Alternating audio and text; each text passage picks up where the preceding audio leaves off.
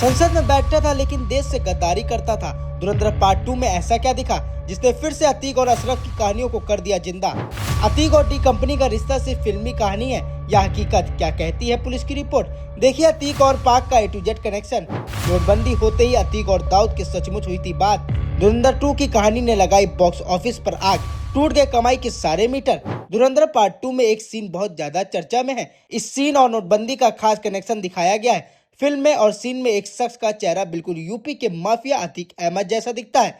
हालांकि फिल्म में उसका नाम अतीक अहमद रखा गया है। हूबहू अतीक अहमद के भाई अशरफ जैसा भी एक शख्स दिख रहा है। अब इस बात पर बहस शुरू हो गई है कि फिल्म में भले नाम अलग रख दिया गया हो, लेकिन ये कहानी अतीक की ही है। इस फिल्म के मुताबिक अतीक अहमद का कनेक्शन पाकिस्तान की खुफिया एजेंसी ISI से था। उत्तर प्रदेश के प्रयागराज से शुरू हुआ यह खौफ का सफर पाकिस्तान की दहलीज तक जा पहुंचेगा या किसी ने सोचा भी नहीं था। फिल्म धुरंधर पार्ट 2 में जो दिखाया गया है उसने पूरे देश को हिलाकर रख दिया है। लोग पूछ रहे हैं कि क्या वाकई उस माफिया का कनेक्शन दाऊद इब्राहिम और पाकिस्तान खुफिया एजेंसी ISI से था।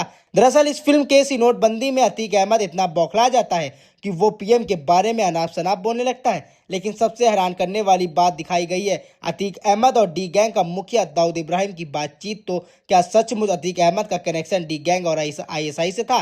क्या कभी यूपी पुलिस को ये सारी जानकारी मिली? हमने फिल्म के वायरल क्लिप के आधार पर जानकारियां निकालने की कोशिश की।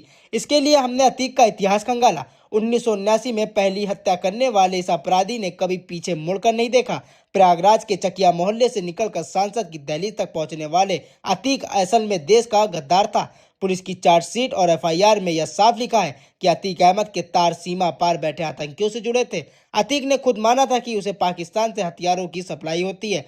वह कहता था कि ISI पंजाब बॉर्डर पर ड्रोन से हथियार गिराती है। लश्कर ए तैयबा के आतंकी और खालिस्तानी गुर्गे उन हथियारों को इकट्ठा करते थे। उन हथियारों का एक बड़ा हिस्सा अतीक अहमद तक पहुंचता था, जिसमें AK-47 और RDX जैसे जानलेवा सामान शामिल थे। हैरानी की बात तो यह है कि अतीक इन हथियारों के बदले मोटी रकम चुकाता था। वह सीधे तौर पर देश विरोधी ताकतों को फंडिंग कर रहा था। अतीक ने पुलिस को बताया था कि उसे लश्कर और ISI के ठिकानों की पूरी जानकारी है। उसने दावा किया था कि अगर पुलिस उसे उन जगहों पर ले जाए तो वह हथियारों के जखीरे बरामद करवा सकता है। उमेश पाल की सरेआम हत्या में जो हथियार इस्तेमाल हुए थे वह भी पाकिस्तान से ही मंगवाए गए थे। यह बात अतीक के भाई अशरफ ने भी कबूली थी। सोचिए, एक माफिया जेल में बैठकर देश की सुरक्षा के साथ खिलवाड़ कर रहा था। फिल्म में दिखाया गया नोटबंदी का सीन भी चर्चा में है। कहा जाता है कि 2016 के नोटबंदी के बाद अतीक अहमद पूरी तरह बौखला गया था। उसका काला साम्राज्य और हवाला का पैसा एक झटके में कागज का टुकड़ा बन गया था।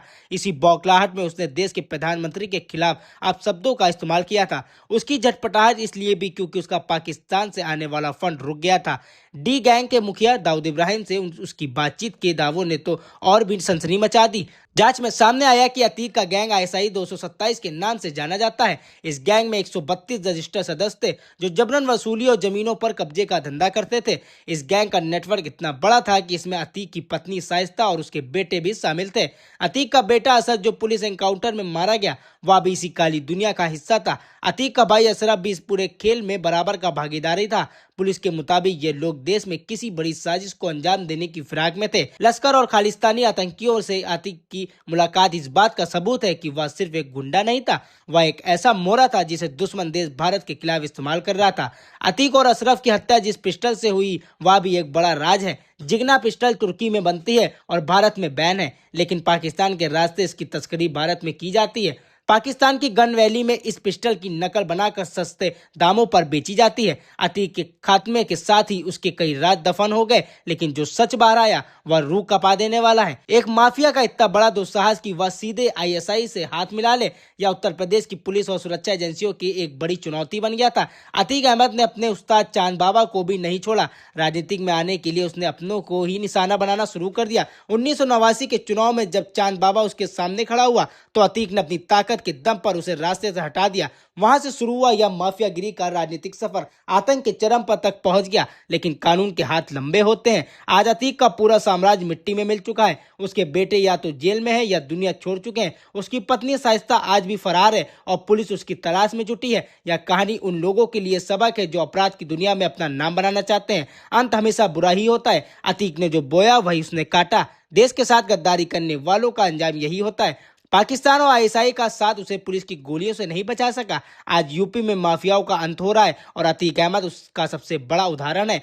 फिल्म धुरंधर में दिखाए गए सीन शायद फिल्मी लगे, लेकिन उनके पीछे की सच्चाई बहुत गहरी और डरावनी है। हमें यह समझना होगा कि अपराध कभी भी धर्म या राजनीति के नाम पर जायज नहीं ठहराया जा सकता। जो गद्दार देश की सुरक्षा से खिलवाड़ करे उसे मिट्टी में मिलाना ही होगा। अतीक अहमद ने अपनी पूरी जिंदगी खौफ के दम पर गुजारी, लेकिन उसका अंत बेहद शर्मनाक रहा। सरेआम गोलियों से भून दिया गया। वह माफिया जो कभी खुद को कानून से ऊपर समझता था, पाकिस्तान से ड्रोन के जरिए हथियार मंगवाने वाला आज खुद इतिहास बन चुका है। यह स्क्रिप्ट उन सभी लोगों के लिए जो जानना चाहते हैं कि अतीक का असली चेहरा क्या था। इतना सब कुछ पुलिस की चार्जशीट में होने के बाद भी अतीक को कुछ लोग संसद भवन में बिठाते थे, उसे नेता बनाकर उसे पूछते थे। कभी कभी लगता है हमारे देश की बदकिस्मती थी जब अतीक जैसे लोग लोकतंत्र को अपने इशारे पर नचाते थे।